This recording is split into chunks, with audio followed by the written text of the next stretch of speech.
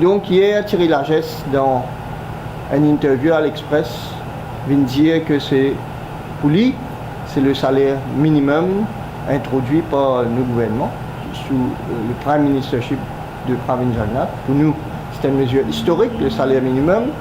Pour lui, il vient dire que c'est ça qui fait une cause la fermeture de l'usine Palmore. Nous pouvons dire et nous dire à la population, non seulement ça statement n'est pas correct, en plus il est malhonnête. Parce que ça l'usine là, le gouvernement fait suivre ce track record et en ce moment, le gouvernement fait nous veiller sur ce dossier là, fait en priorité, c'est régler le problème social qui ça fait causer.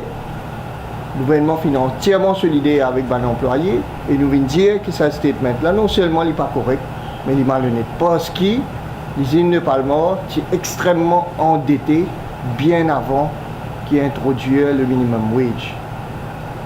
Il est extrêmement endetté et l'entreprise là fait accumuler une dette dans le temps et finalement c'est la banque qui nous décidé pour ne plus soutenir l'entreprise là.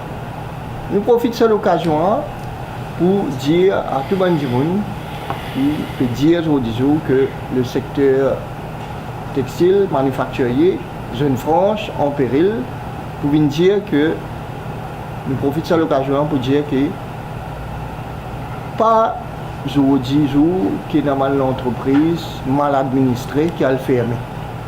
Quand une entreprise il y a en receivership, c'est avant tout et surtout un problème de management. Et pas la première fois nous trouvons qu'une entreprise accumule des grosses dettes sur de nombreuses années et finalement fermée et problème de travailler de haut et après vient dire que c'est le gouvernement qui faisait résoudre le problème. Le gouvernement responsable, gouvernement solidaire, gouvernement, nous avons un gouvernement social, nous avons un gouvernement qui est dans l'équerre, nous guette du monde et nous parlons du monde comme je faisais parce que Palmore, donc manifestation devant un employé de l'ex-usine Palmore. Effectivement, il y a un plan de redéploiement qui peut communiquer et il y a une négociation qui est entamée pour guetter dans quelle mesure capable de compenser. Mais évidemment, la responsabilité de cette situation la responsabilité tombe aux épaules de l'ancienne administration de l'usine Palmore. Mais moi, je vais dire très bien, je peux souligner que le gouvernement solidaire, le gouvernement a toute la volonté nécessaire pour s'y trouver une solution et pour se redéployer, pour faire en sorte que ça va une paire de familles là regagne le travail. Mais c'est bon.